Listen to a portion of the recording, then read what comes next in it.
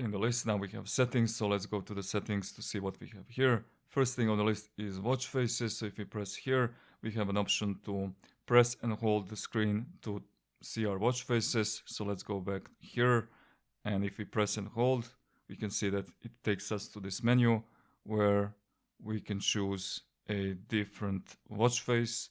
And some of the watch faces also have, for example, if you tap on edit, they have certain options like style, and it changes the colors. You have here complications, so you can see two complications. For example, if I confirm this and I confirm this watch face, here it is. And then we have these two complications. So if I tap here, it opens this up. If I tap here, opens this up. So this is what the complications are, and this is how you change the watch face. Now, here are just a few watch faces installed. If you want to have more, you will have to go to the app.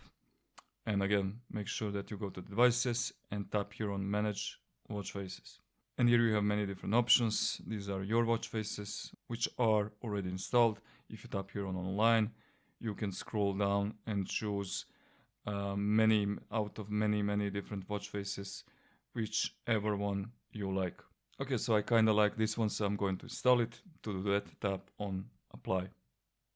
And as you saw, installation was extremely fast, and you can see the watch face right away here. So this is how you can change your watch faces and install the new ones.